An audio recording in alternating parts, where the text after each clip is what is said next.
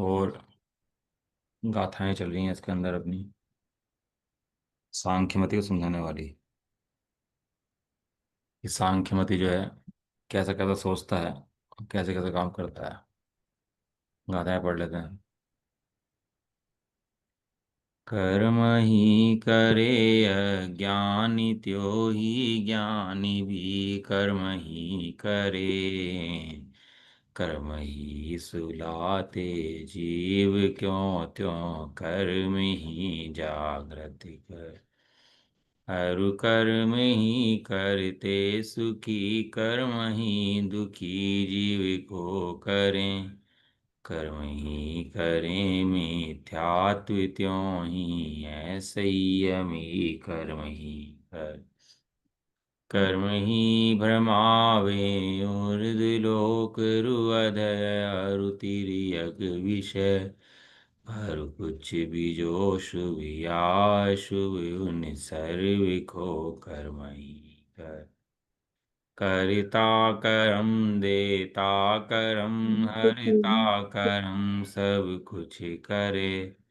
इस हेतु से यह सुनिश्चित जीव कारक सर्व। पुं कर्म इच्छे नारी को स्त्री कर्म इच्छे पुरुष को। ऐसी श्रुति आचार देव परंपरा उत्तीर्ण है। इस रीति कर्म ही कर्म को इच्छे कहा है शास्त्र में। ब्रह्मचारी यो नहीं को जीव हम देश में। अरु जो हने पर को हननों पर से वह भी प्रकृति है।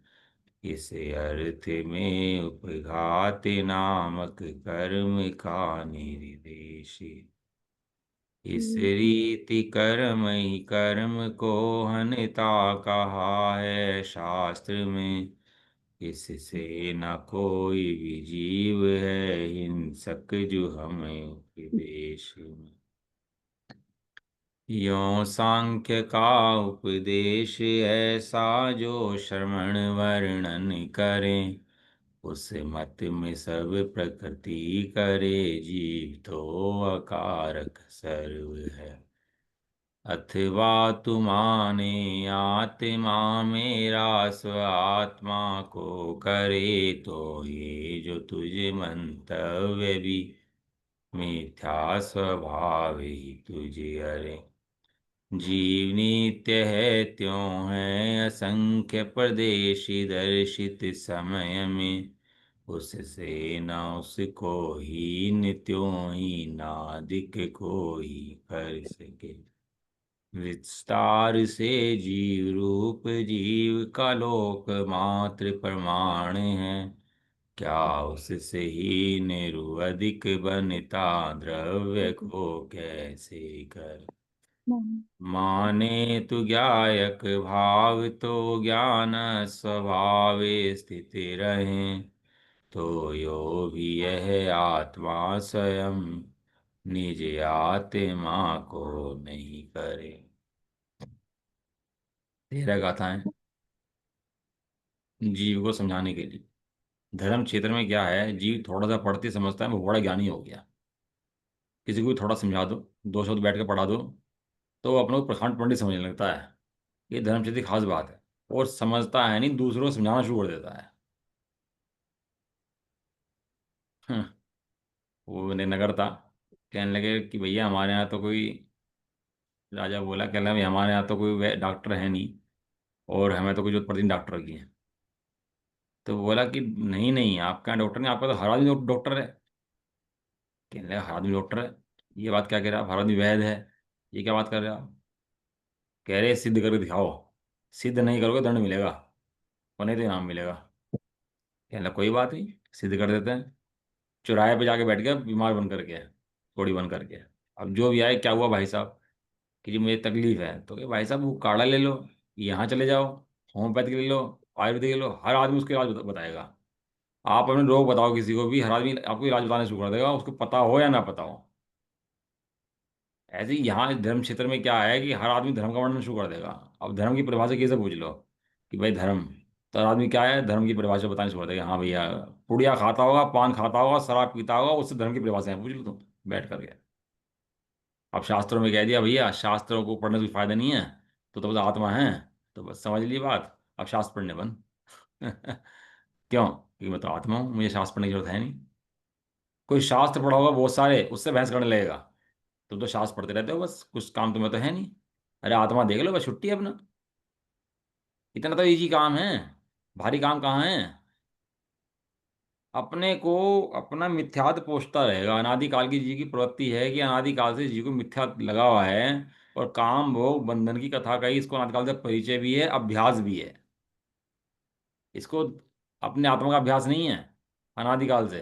किसका अभ्यास है अनादिकाल से? काम भोग बंधन की कथा का इसको अभ्यास है। और क्षण क्षण धर्म पढ़ के भी काम भोग बंधन की कथा ही पुष्ट करता है, यद्वा तद्वा, किसी प्रकार से। लेकिन अब शुद्धात्मा को पुष्ट नहीं करता। आचार्य देव ने कहा भैया तो शुद्धात्मा है, जानता नहीं है। बहुत सा व्यक्ति तो कहेगा भैया ये जगत को कौन करता है, तो व्यवस्था समझ में नहीं आती। ये जगत तो कोई तो करता होगा, इतनी बढ़िया व्यवस्था बनी हुई है। शरीर के अंदर इतनी नसें, इतनी हड्डियां, इतना खून, इतना मांस, इतना लीवर फीवर लगे हुए हैं। कोई तो व्यवस्था बनाते ही होगा ना इन सबकी। इतनी सृष्टि चल रही है, इतने जीव चल रहे हैं, मूव कर रहे हैं, कोई ना कोई तो करता होगा ना। तो कहता है भगवान करता होगा। भगवान से बात पाड़नी पड़ी, जब समझाया भैया भगवान कैसे करता है ये बता। एक प्रोफेसर थे हिंदी के, अपने जैन धर्म के लेक्चरर, लेकिन थे हिंदू। लेकिन वो जीव जहाँ पैदा हो जाता है ना, तो वहां पर उसकी भ्रांति पड़ जाती है। कहने लगा यही धर्म सत्य है, बस वो पढ़ाता। वो जैन धर्म के सिद्धांत पढ़ाए, नित्य के अनित्य के, एक के अनेक के, सब पढ़ाए, अनेकांत के। लेकिन मानता क्या रहे, मैं हिंदू हूँ, हिंदू की पूजा करे और सारे काम हिंदू वाले करे। क्यों? क्योंकि हिंदू धर्म में पैदा हुआ था, इसलिए। हम्म। एक दिन मंदिर जा रहे थे, सुबह सुबह उठ करके अपने देवी के मंदिर जा रहे थे। तो उधर से एक गाय के स्टूल बंधा हुआ था। वो गाय स्टूल लेके भाग पड़ी। वो भागी गाय स्टूल लेकर के, तो पैर में स्टूल लग गया, तो गिर पड़े, हड्डी टूट गई। तो दिमाग में आया, कहने लगा बताओ मैं मंदिर जा रहा हूँ और ये तो गाय ने मेरी हड्डी तोड़ दी। तो यदि मैं मंदिर जा रहा हूँ तो भगवान को रक्षा करनी चाहिए थी। तो दिमाग थोड़ा सा सही हुआ कि भगवान ने रक्षा तो मेरी करी नहीं, तो रक्षा करनी चाहिए थी भगवान को मेरी। है। फिर एक सूचना आ गई कि कोई तीर्थ यात्रा पे लोग गए और वहां पर वो भगदड़ मच गई। और वहां पर 100 जो हैं श्रद्धालु मर गए। तो उन्हें ऐसा लगा, कहने लगा भैया ये तो कुछ गड़बड़ है मामला। ये यदि देव करता होते तो अपने भक्तों को क्यों मारते? मैं मंदिर जा रहा था, मेरी हड्डी क्यों टूटती? तो ऐसी बात होती है, जैन धर्म के सिद्धांत याद आने लगे उनको बैठ करके कि वस्तु नित्य है, वस्तु अनित्य है, वस्तु एक है, भगवान करता नहीं है जगत का, कोई जगत का करने धरने हरने वाला नहीं है। ऐसी बात दिमाग में आने, जैन धर्म का उपदेश समझ में आया। फिर लोगों को जैन धर्म का वो असली उपदेश सुनाना शुरू हो रहा। पहले भी सुनाया करते थे और अब भी सुनाते हैं, कि दोनों सुनाने में फर्क है। पहले प्रैक्टिकल में नहीं था, समझते नहीं थे अंदर में। अब प्रैक्टिकल है और अंदर में समझते हैं कि भैया वास्तविक धर्म जैन धर्म है, इसके सिद्धांत भी काटते हैं। अब बहुत सा तो भगवान को कर्ता मानने लगता है, कि भगवान को कर्ता नहीं मानता। तो जैन धर्म के अंदर कर्म पढ़ लेता है, तो कर्ता कर्म को मानने लगता है कि भैया कर्म ही सुलावे, कर्म बुलावे, कर्म जगावे, सब काम कौन करता है? ये सब काम कर्म ही करता है। आज जिसकी ये दोनों चीज समझ में नहीं आती ना, कि भगवान नहीं करता, कर्म नहीं करता, तो वो नास्तिक हो जाता है। वो क्या बन जाता है? नास्तिक बन जाता है। वो भगत सिंह थे ना, तो भगत सिंह बहुत बड़े नास्तिक थे। भगत सिंह तो नाम तो अच्छा है, तो नास्तिक थे। उन्होंने किताब में लिखा अपनी, कहने लगा मैं किसी भगवान को नहीं मानता। क्यों? क्योंकि यदि भगवान धरती पर होता तो हम भारत जैसा महान देश गुलाम क्यों होता, क्यों कोई इसको लूटता। इसलिए भगवान नाम की कोई चीज़ दुनिया में नहीं है। मैं नहीं मानता भगवान कोई होता है। जो करना है मुझे, मेरा अपना स्वयं करना है। और कुछ कहा तो नास्तिक बन जाता है। कितनी तरह की मान्यताएं होती हैं जीव की, ये सब इसके अंदर लिखा हुआ है। भगवान करता, कर्म करता, मैं करता, कोई करता नहीं है। अब सब करता। अब निमित्त कर्ता भी उड़ा देगा उसके अंदर फिर वो। ये ऐसे एक की भ्रांति नहीं है, ऐसी अनेक की भ्रांतियां हैं। जब वो फांसी भी जाने लगा, तो उससे बोला, कहने लगा भैया अब तो मान ले भगवान होते हैं, फांसी भी जा रहा है। तो लिखा उसके अंदर, मैं अब भी नहीं मानता कि कोई भगवान नाम की शक्ति इस दुनिया के अंदर है। वाह, ठीक कहते थे। मैं भगवान नाम की शक्ति भी करता धरता ऐसी है नहीं, लेकिन जब तक अनेकांत की वस्तु व्यवस्था ना समझे तब तक ऐसी भ्रांतियों में लगा रहता है। जिस कुल में पैदा हो जाता है वहीं की मान्यताएं पुष्ट करता है, वहीं लेने देने भगवान उसको मानने लगता है, और वहीं उसकी मिथ्या भ्रांति चलती रहती है। ये तो जैन धर्म का उपकार है कि वास्तव में इतना सुंदर मार्ग हमें और इतना सुंदर अवस्था में पता लग गई। और हमारे आचार्य देव भी एक तरफ अखंड आत्मा दिखा रहे हैं, और दूसरी तरफ उसी जैन धर्म के अंदर ये बता रहे हैं कि कर्म करता नहीं है, इस राग आदि का करता तू ही है, कोई और नहीं है। दिक्कत वहां खड़ी होती है जब जीव गिरते परिणामों को भी कर्मों के ऊपर डाल देता है। दिक्कत वहां शुरू होती है। परिणाम गिरते हैं तो क्या कहता है, ये तो कर्म के उदय के हैं। अरे भैया, गिरते हुए परिणाम कर्म के उदय के नहीं है, गिरते हुए परिणाम तेरे हैं, तू अपनी कमजोरी से गिर रहा है, कर्मों की वजह से नहीं गिर रहा। और वो क्या कहता है, ये कर्म गिरा रहे हैं मेरे को। मजा तो जब आए, चढ़ते परिणाम हो तो कहे कर्मों के हैं, तो जब गिरते परिणाम हो तो कहे मेरे हैं। चढ़ते परिणाम ना, ब्रह्मचर्य हो, नियम हो, त्याग ले, व्रत ले, चढ़े, तो कहे भैया मेरा कुछ नहीं है इसके अंदर, मैं तो ज्ञाय परमात्मा हूँ। ये ब्रह्मचर्य, नियम, त्याग, मुनिपना, ये प्रतिमाएं, ये मेरी नहीं है। क्यों? क्यों, मैं कौन हूँ? मैं तो ज्ञायक भाव हूँ। और जब परिणाम गिरे, च्युत हो, गुणसान गिरे, परिणाम बिगड़े, क्रोध आदि कषाय हो, तो क्या भैया ये मेरी गलती के कारण से है, ये किसी और कारण से नहीं है, कर्मों के कारण से नहीं है। वो सुनील पंडित जी थे ना, ब्रह्मचारी जी, वे कहा करते थे कि मेरे अंदर जितने भी गुण हैं वे मेरे गुरु के दिए हुए हैं, और मेरे जीवन में जितने दोष हैं वे सब मेरे अपने हैं। दूसरा गिरता हो परिणामों से तो उसका कर्म को तो देखे, और अपना गिरता हो तो अपना दोष देखे। और होता क्या है, अपने उदय परिणाम की रक्षा करता है, तो उदय परिणाम की रक्षा करने में अपने दोषों को दूसरे के सिर पर डाल देता है। ये महामोह है, महामिथ्यात्व है ये। गिरती अवस्था किसकी? कर्मों की, तेरी। जड़ा चेतन भोगता है क्या? वो दुखी सुख महसूस करता है क्या? ये खंबे आदि हैं, दुख सुख महसूस करते हैं क्या? जैसे ये दुख सुख महसूस नहीं करते, जैसे कार्माण शरीर जो है वो भी पुद्गल का बना हुआ है, वो भी सुख दुख महसूस नहीं करता। वहां तो ये बताया था कि जिस समय तेरे परिणाम बिगड़ते हैं तो इस प्रकार का कर्म बाहर में होगा, खड़ा होगा, उस प्रकार का कर्म बाहर में। बस इतनी व्यवस्था है। एक जेल के अंदर बंद कर दिया किसी व्यक्ति को ले जा करके, और बाहर उसके खड़े कर दिए सैनिक, दो सैनिक खड़े कर दिए बाहर में लेकर, वही चीज भाग ना जाए। ये भागे नहीं, इसको रोक कर रखना यहीं पर ही। अब वो सैनिक खड़े हैं बाहर, दो उसके भागने नहीं दे रहे। तो भागने क्यों नहीं दे रहे? सैनिक की गलती है कि उसकी गलती है? ये सैनिक बेकार हैं, ये मैं जाने नहीं देते कहीं भी, ये निकलने नहीं देते।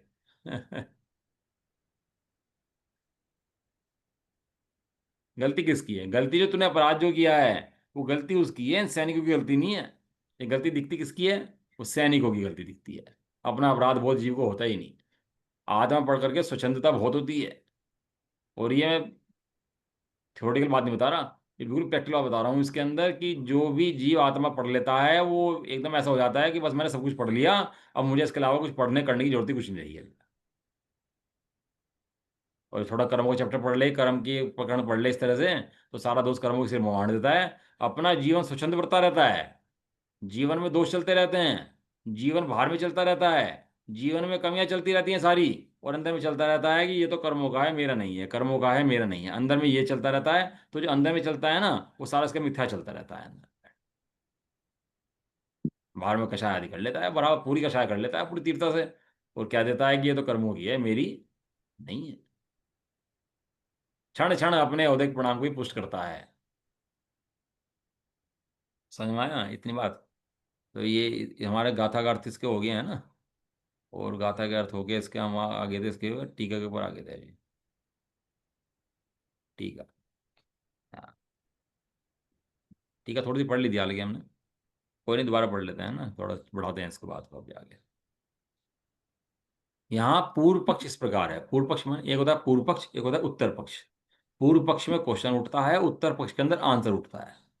दो पक्ष होते हैं गाथा के अंदर, कभी आप पढ़ोगे तो उसके अंदर दो दो चीजें होंगी गाथा के अंदर। एक प्रश्न होगा, एक समाधान होगा। और जितनी जिनवाणी की रचना हुई है प्रश्न उत्तर के रूप में ही हुई है अपनी। जितना चर्चा की है ना, प्रश्न उत्तर के रूप में चली है। अपन लोग तो क्या है कि ज्ञानी जनों के पास जाएं तो प्रश्न नहीं उठते दिमाग के अंदर। ये हमारी भी समस्या है, क्योंकि हमने तो लगता है सब समझ लिया। अब हमारे लिए समझने के लिए क्या रह गया? पढ़ लिया। क्वेश्चन क्यों नहीं दिमाग में उठते, कमियां क्यों नहीं दिखती दिमाग में तेरी अपनी? क्यों? क्योंकि अपने को कुछ समझ लिया है, अपने को ज्ञान ही समझ लिया है, इसलिए क्वेश्चन दिमाग में नहीं आते। और क्वेश्चन समझने हो ना तो तत्व चर्चा सुनो युगल जी की, गुरुदेव की, बहन श्री की। ये तत्व चर्चा लिखी हुई है ना, उसमें पढ़ो कि लोगों के ज्ञानियों के क्वेश्चन कैसे उठते हैं अंदर से, तत्वों के संबंध में कैसे कैसे प्रश्न उठते हैं। अब तो प्रश्न उठते ही नहीं है। अब प्रश्न नहीं उठते, ये आचार्य जानते हैं, तो खुद ही प्रश्न उठा करके जवाब देते हैं उसका। इसलिए पूर्व पक्ष के अंदर क्वेश्चन उठाते हैं और उत्तर पक्ष के अंदर उसका समाधान करते हैं। हाँ।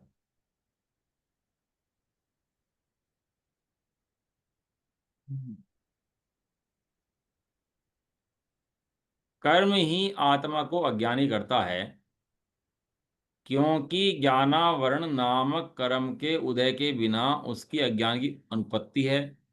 कर्म ही आत्मा को ज्ञानी करता है, क्योंकि ज्ञानावरण नाम कर्म के क्षयोपशम के बिना उसकी अनुपत्ति है। कर्म ही सुलाता है, क्योंकि निद्रा नामक कर्म के बिना, कर्म के उदय के बिना उसकी अनुपत्ति है। कर्म जगाता है, क्योंकि निद्रा नामक कर्म के क्षयोपशम के बिना उसकी अनुपत्ति है ना? कर्म ही सुखी करता है, क्योंकि साता वेदनीय नामक कर्म के उदय के बिना उसकी अनुपत्ति है। कर्म ही दुखी करता है, क्योंकि असाता वेदनीय नामक कर्म के उदय के बिना उसकी अनुपत्ति है। कर्म ही मिथ्या दृष्टि करता है, कि मिथ्यात कर्म के उदय के बिना उसकी अनुपत्ति है। कर्म ही असंयमी करता है, क्योंकि चारित्र मोह नामक कर्म के उदय के बिना उसकी अनुपत्ति है। कर्म ही ऊर्ध्वलोक में, अधोलोक में और तिर्यक लोक में, तिर्यंच लोक में भ्रमण कराता है। ऊर्ध्वलोक, अधोलोक, तिर्यक लोक में, मध्य लोक में भ्रमण कराता है, क्योंकि आनुपूर्वी नामक कर्म के उदय के बिना उसकी अनुपत्ति है। दूसरा भी जो कुछ जितना शुभ अशुभ है वह सब कर्म ही करता है, क्योंकि प्रशस्त अप्रशस्त राग नामक कर्म के उदय के बिना उसकी अनुपत्ति है। इस प्रकार सब कुछ स्वतंत्रता कर्म ही करता है, कर्म ही देता है, कर्म ही हर लेता है। ब्रह्मा विष्णु महेश कर्म ही है। तो ब्रह्मा विष्णु महेश कहे और भगवान ही है। कोई ब्रह्मा विष्णु महेश अपने को बताए। इसलिए हम यह निश्चय करते हैं कि सभी जीव सदा एकांत से अकर्ता ही हैं।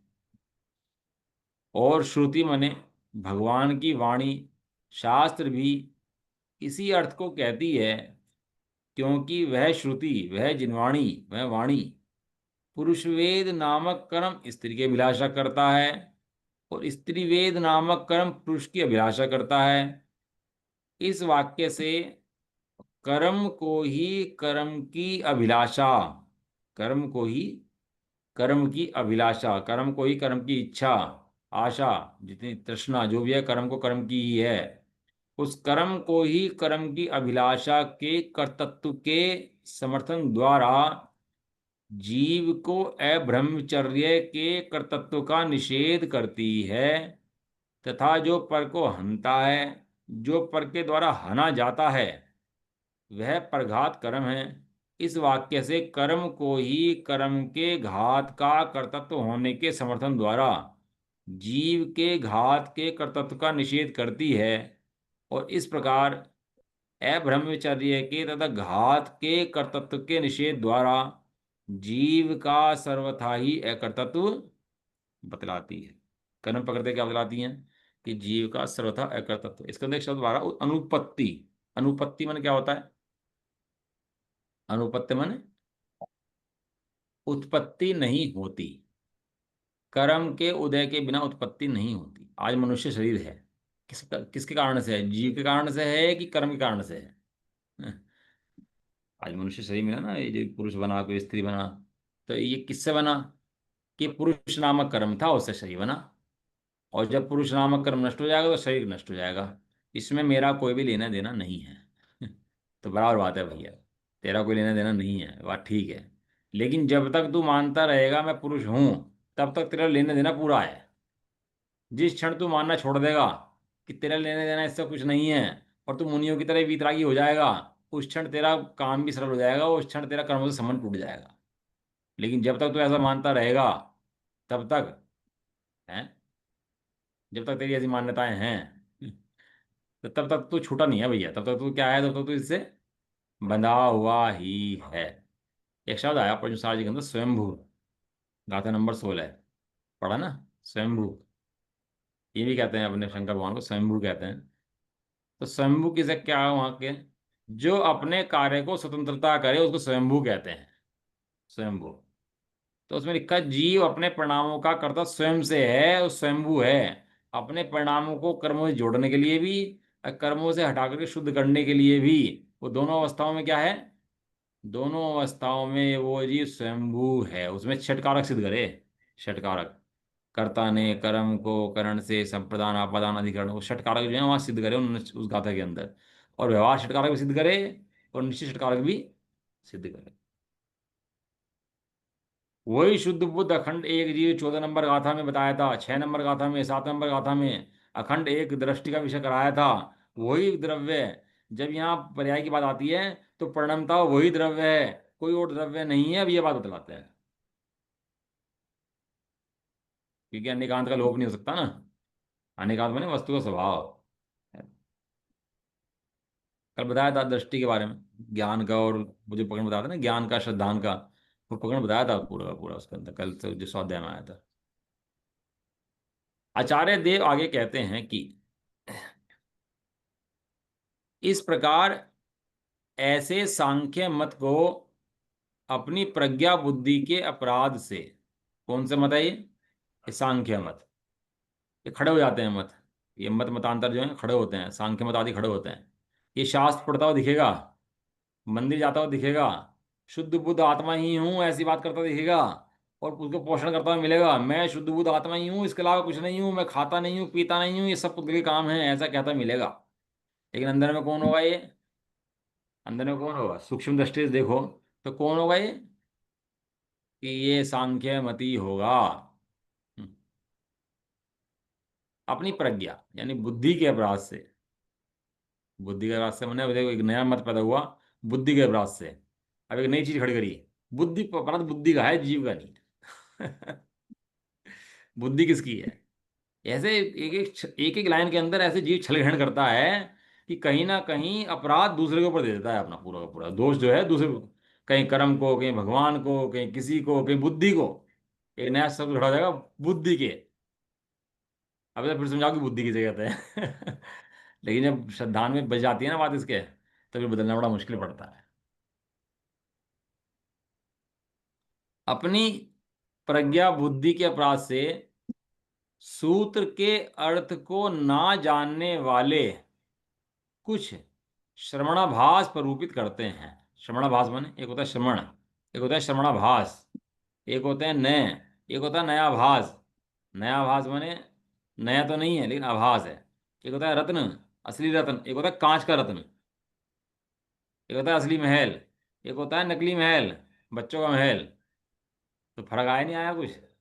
असली मकान में रहने लायक है, बच्चों के मकान जो घरे बना लेते हैं ना घरौंदे, इसमें रहने रह सकते हो क्या जाकर के? ये ऐसे ही है। जो इनको अर्थ को नहीं समझते वे श्रवणाभास प्ररूपित करते हैं, बकवास करते हैं, प्ररूपित करते हैं, बकवास करते हैं, कहते हैं, अपनी मान्यता दूसरे को लादते हैं, ऐसे ही समझते हैं और ऐसे ही समझाते भी हैं। क्या उनकी एकांत से प्रवृत्ति, एकांत से प्रकृति के, प्रकृति माने कर्म के, उद्गल के कर्मों के, कुछ भी कहो, प्रकृति के कर्तृत्व की मान्यता से समस्त जीवों के एकांत से एकत्व आ जाता है।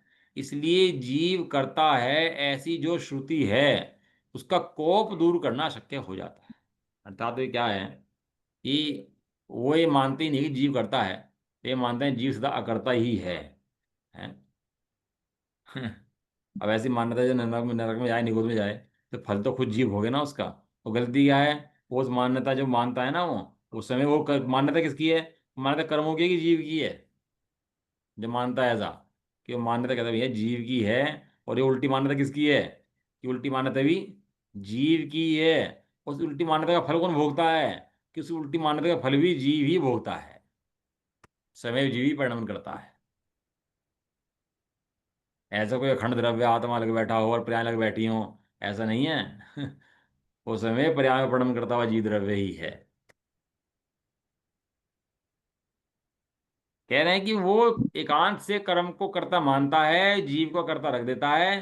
तो जिनवाणी का, श्रुति का जो कोप है, दूर करना अशक्य हो जाता है ना। कोप मतलब कोई गुस्सा, कोप ऐसा नहीं कि वो प्रकोप कर दे, ऐसा कर दे, ऐसा नहीं। वो स्वयं उसको नहीं मानता जिनवाणी की बातों को, यही अपने ऊपर कोप है उसका। कोई जिनवाणी कोई श्राप नहीं देती, हाँ या श्राप नरक में चला जा, ऐसे आपने श्राप व्यवस्था नहीं है। ना हमारे यहाँ श्राप व्यवस्था है, ना आशीर्वाद की व्यवस्था है। अभी जितने पीछे कमेंट जाकर आशीर्वाद देते हैं ना, आशीर्वाद आशीर्वाद आशीर्वाद, हमारे यहाँ आशीर्वाद की व्यवस्था ही नहीं है।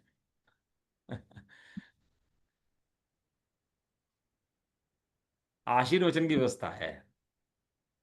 आशीर्वचन मैंने आशीर्वचन मैंने उपदेश के वचन, जिनवाणी के वचन से बोलता हूँ आशीर्वचन। ये आशीर्वाद देते फिरें, क्या उससे होने वाला है? श्राप देते फिरें, उससे क्या होने वाला है? कुछ भी नहीं होता उससे। तो कहते हैं उसका कोप दूर करना शक्य हो जाता है, मतलब वो अपने ऊपर कोप करता है, और जो अपने ऊपर कोप करता है उसका वो कोप करना दूर करना शक्य हो जाता है। वो जिनवाणी की विराधना करता है। वो वास्तव में जिनवाणी की विराधना नहीं करता, वो अपनी विराधना करता है। वीतरागी ही स्वाधीन है। एक सेंटेंस है, अच्छा जिनवाणी का सेंटेंस है, वाक्य है। क्या है? वीतरागी ही स्वाधीन है। और जिसे वीतरागी स्वभाव की दृष्टि है, वो स्वाधीन है। और जिसे वीतरागी स्वभाव की दृष्टि नहीं है, वो रागी ही है। वो बातें कैसी करता रहे, उससे मतलब नहीं। लिख रहे हैं उसके कोप दूर करना अशक्य हो जाता है। अर्थात भगवान की वाणी की विराधना होती है, और कर्म आत्मा के अज्ञान आदि सर्व भावों को, जो कि पर्याय रूप हैं, उन्हें करता है। क्या मानते हैं? कि आत्मा के जो अज्ञान आदि भाव हैं, वो किसके हैं? अशुद्ध चेतना किसकी है? आत्मा की। वो क्या है? पर्याय रूप है। और उस पर्याय को करता कौन है उसका? कि उसका पर्याय कर्म करता है, उन्हें करता है। और आत्मा तो आत्मा को एक को द्रव्य रूप को करता है। इन्हें नई बात पढ़ाई दी। अब बाद में लाइन थी ना कि जीव असंख्यात प्रदेशी है, न घटता है ना बढ़ता है। वो उस बात को जानता नहीं है। अब ये कहता है आत्मा आत्मा को करता है। आत्मा तो आत्मा को ही, एक को ही द्रव्य रूप को करता है, इसलिए जीव करता है। इस प्रकार श्रुति का कोप नहीं होता, ऐसा जो अभिप्राय है वो भी मिथ्या ही है। ये क्या कह रहे हैं? कि जो भाव कर्म है, जो पर्याय रूप है, उसको तो कर्म करता है। और जो जीव है, उसको जीव करता है। ये दो चीजें अलग अलग कर होती हैं। कि भाव कर्म तो कर्मों की तरफ चला गया, और मैं आत्मा जो हूँ आत्मा की तरफ आ गया। इस आत्मा को मैं करता हूँ, और कर्मों को, भाव कर्म को कर्म करता है। दो पार्ट कर दिए उन्होंने उसके। तो आचार्य देव कहते हैं ये भी श्रुति का कोप है। ऐसा नहीं होता। ऐसा जो अभिप्राय है वह तेरा मिथ्या ही है। क्यों? इसको समझाते हैं। फिर जीव को समझाते हैं भैया। क्या करें? आचार्य देव ने तो ठेका लिया हुआ है ना समझाने का ही, कि भैया तो कैसे कैसे मान्यता रख लेता है अपने अंदर में। कह रहे हैं जीव तो द्रव्य रूप से नित्य है, असंख्यात प्रदेशी है, लोक परिमाण है। जीव कितना बड़ा है? वास्तव विचार करो, जीव कितना बड़ा है? असंख्यात प्रदेशी। शरीर के हिसाब से छोटा बड़ा है ना? जिस शरीर में चला जाता है छोटा बड़ा हो जाता है, लेकिन है कैसा? है कैसा? है असंख्यात प्रदेशी। और कैसा है? नित्य है। नित्य माने सदाकाल जैसा है वैसा ही है। उतने ही प्रदेश उसके हैं। और लोक परिमाण है, लोग जितना ही है। अभी शरीर में बैठे तो इतने नहीं है, हम लोक प्रमाण असंख्यात प्रदेशी वाले हैं। तो उसमें प्रथम नित्य का कर्तव्य तो नहीं बन सकता। जो नित्य है उसका कर्तव्य तो कैसे बनेगा? कार्यत्व नहीं बन सकता, सॉरी। कर्तव्य कार्यत्व। नित्य का कार्यत्व नहीं बन सकता। जो नित्य है उसका कार्य कैसे बनेगा? या तो नित्य मत क्या है या कर्ता मत क्या है, दो में से एक बात क्या है। तो जो वस्तु नित्य है उसका कार्य तो नहीं बन सकता, क्योंकि कर्त कृत्य के और नित्यत्व के एकत्व का विरोध है। या तो क्या मैं नित्य हूं, या क्या है मैं करता हूं। दो में से एक काम कर। नित्य को कर्तापन नहीं बनता, और कर्तापन को नित्यपन नहीं बनता। और आत्मा तो नित्य है, असंख्यात प्रदेश ही है। अर्थात आत्मा नित्य है, इसलिए वह कृतक अर्थात किसी के द्वारा किया गया नहीं हो सकता। किसी अन्य के द्वारा भी, और तेरे द्वारा भी। कोई अन्य तो आत्मा को कर नहीं सकता, लेकिन तू भी अपने आत्मा को नहीं कर सकता। क्यों? क्योंकि तेरा आत्मा अनादि निधन नित्य बना हुआ है। तू भी करता उसका नहीं है। तू जो कहता है ना मैं आत्मा को करता हूं, तो यह तो आत्मा को कैसे करता है? और अवस्थित असंख्य प्रदेश वाले एक आत्मा को उद्गल स्कंद की भांति प्रदेशों के प्रक्षेपण आकर्षण द्वारा भी कार्य तो नहीं बन सकता। उद्गल स्कंद होता है ना, तो बदलता रहता है वो। कोई परमाणु उसके अंदर आएंगे, कुछ चले जाएंगे, कुछ वहीं स्कंद बन जाएंगे, कुछ वहां स्कंद बन जाएंगे। ये पुद्गलों के अंदर ऐसे घटता बढ़ता रहता है। कुछ जुड़े, कुछ बड़ा स्कंद बन जाएगा, कुछ छोटा स्कंद बन जाएगा। वो पढ़े थे ना, स्थूल स्थूल स्थूल सूक्ष्म, स्थूल स्थूल सूक्ष्म, और सूक्ष्म सूक्ष्म पढ़े थे ना वेद पुद्गल के। तो क्या होता है, घटते बढ़ते रहते हैं आपस में, मिलते रहते हैं, बिछड़ते रहते हैं। लेकिन आत्मा के साथ ऐसा है क्या? कि तेरे कुछ प्रदेश तो बिछड़ जाएं, और तो फिर लाए, फिर मिलाए, और फिर उनको बड़ा करे।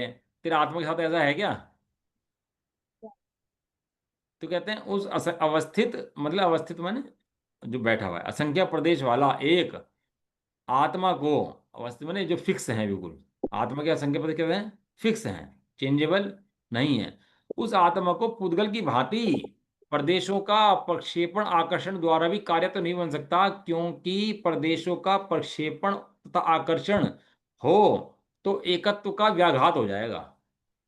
जब प्रदेशी टूटने लग जाएंगे उसके, तो वो दो बन जाएंगी वस्तुएं। या कुछ मिलकर आगे मिल जाएंगे, तो दो वस्तु की एक वस्तु बन जाएगी। प्रक्षेपण आकर्षण माने, प्रक्षेपण माने बिछड़ना, और आकर्षण माने जुड़ना, आकर्षित करता है ये ऐसा। अच्छा, टूटेंगे बिखरेंगे या जुड़ेंगे तो एकत्व कहाँ रह जाएगा? लेकिन नित्य है, एकत्व है, असंख्य प्रदेश ही है। ये तो परम सत्य बात है। ये तो वो भी मानता है। अर्थ दे रखा, स्कंद अनेक परमाणुओं का बना हुआ है, इसलिए उसमें से परमाणु निकल जाते हैं और उसमें आते भी हैं।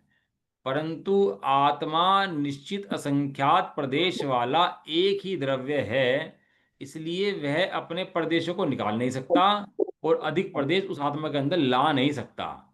अधिक प्रदेशों को ले सक नहीं सकता। इसलिए तू आत्मा को कैसे करता है, क्या छोटा करता है कि बड़ा करता है, गुण घटाता है कि गुण बढ़ाता है, गुण ले आता है गुण छोड़ देता है। तू उस आत्मा के अंदर करता क्या है ये बता। जिस आत्मा को तू कहता है मैं करता हूँ। हाँ, करने की व्यवस्था तेरे भाव कर्मों के अंदर है। यहाँ द्रव्य के अंदर कुछ करने की व्यवस्था नहीं है। प्रदेशों के अंदर करने की व्यवस्था नहीं है। और सकल लोक रूपी घर, लोक रूपी घर माने लोक को घर बोलते हैं। जैसे अपन घर घर में रहते हैं ना, तो आत्मा घर कितना है, लोक प्रमाण, तो उसको बोलते हैं घर। आकाश के जितने प्रदेश होते हैं उसको लोक के घर। और सकल लोक रूपी घर के विस्तार से परिमित, जिसका निश्चित निज विस्तार संग्रह है, अर्थात जिसका लोक जितना निश्चित माप है। आत्मा माप कितना है, लोक जितना एकदम निश्चित, फिक्स, अवस्थित।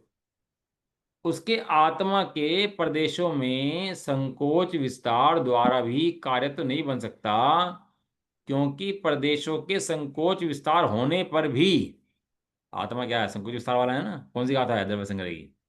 गाथा है ना, कौन सी है? याद नहीं आई। देखो लिखी हुई है, बताता हूँ। अणुगुरु देह प्रमाणो उपसंगारक सपदोचेदा असुमहदो व्यवहारा निश्चय न दो असंख्य देश होवा। तो घटती बढ़ती जो है वो तू करता है क्या आत्मा के प्रदेशों की? कि अब मैं छोटा बनता हूँ, अब मैं छोटे में प्रवेश कर जाता हूँ, अब मैं बड़ा बनता हूँ, अब मैं बड़े प्रदेश में प्रवेश कर जाता हूँ। ऐसा करता है क्या? और ऐसे छोटा बड़ा होने पर तो प्रदेश घट घट बढ़ जाते हैं क्या? तो कह रहे हैं ऐसे प्रदेशों का संकोच विस्तार होने पर भी सूखे गीले चमड़े की भांति। उदाहरण क्या दिया इसके अंदर? सूखा गीला चमड़ा, एक चमड़ा है, जब पानी में गिर दो तो फुलका बड़ा हो जाएगा। और उसको पानी सूखने में गिर दो तो सूखा रहता गट्ठर बन जाएगा वो चमड़ा जो होता है। हम्म। ऐसा सूखा गीला चमड़ा। ऐसे आत्मा के प्रदेश कि किसी से में फैल गई छोटे हो गए, लेकिन वास्तव में कितने प्रदेश हैं? असंख्यात प्रदेश ही।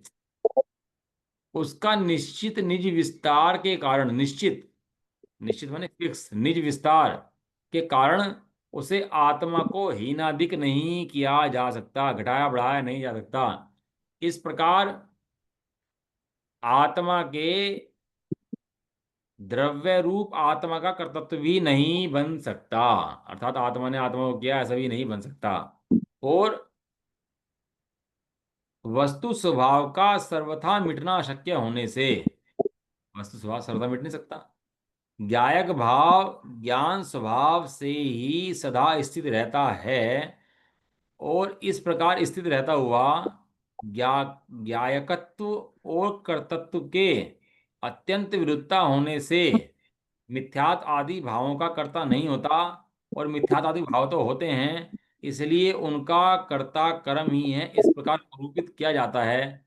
ऐसी जो वासना अभिप्राय झुकाव प्रकट की जाती है, वह भी आत्मा को आत्मा करता है, इस पूर्वोक्त मान्यता का अतिशयता पूर्वक घात करती है, क्योंकि सदा ज्ञायक मानने से आत्मा कर्ता ही सिद्ध होता है।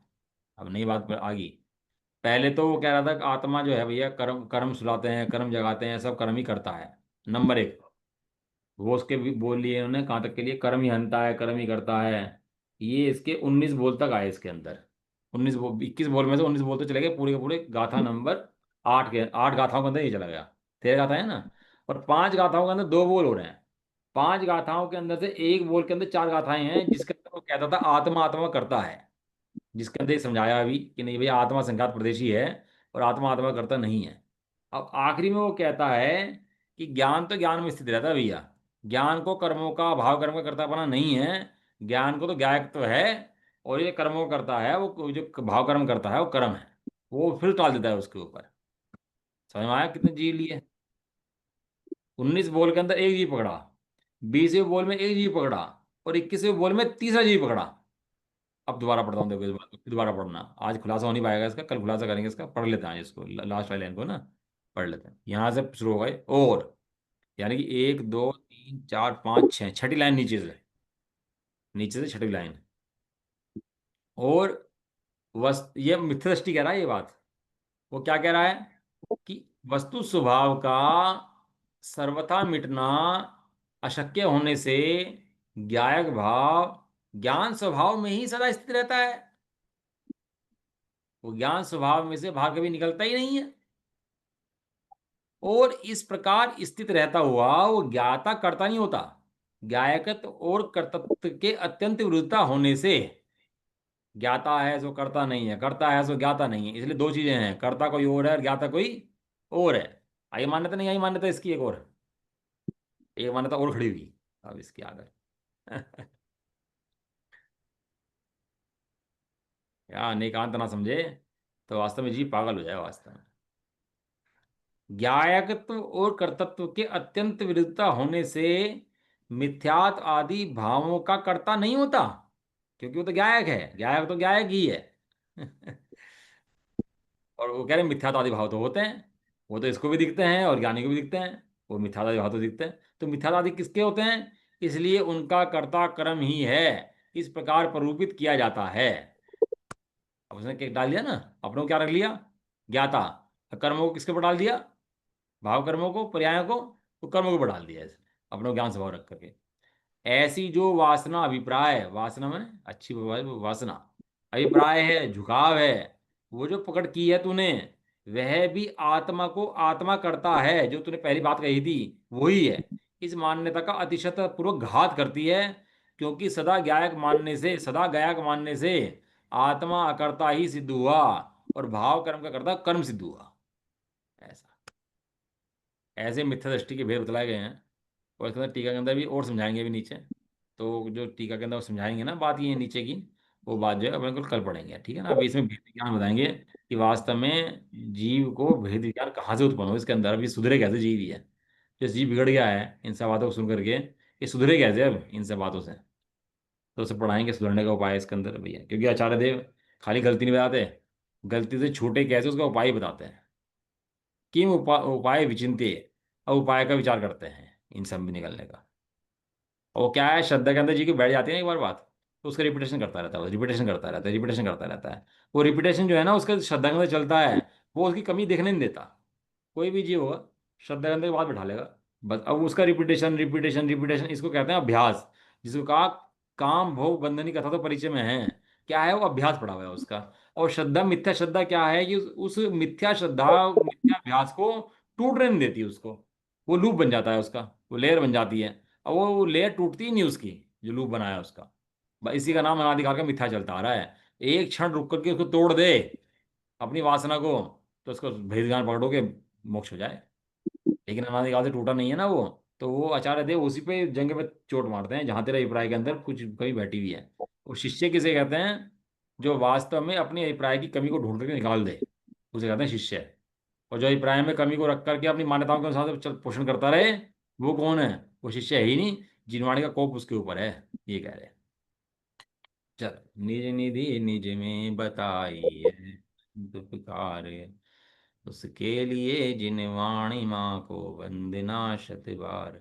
नमन मुकार।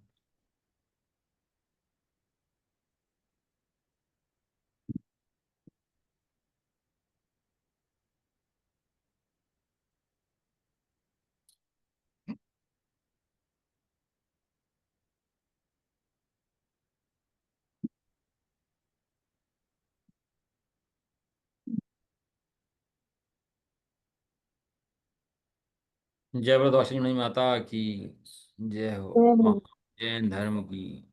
जय हो। एक साथ बोलिए, जय जय जय। हो। वीर क्लास एंड कर दे।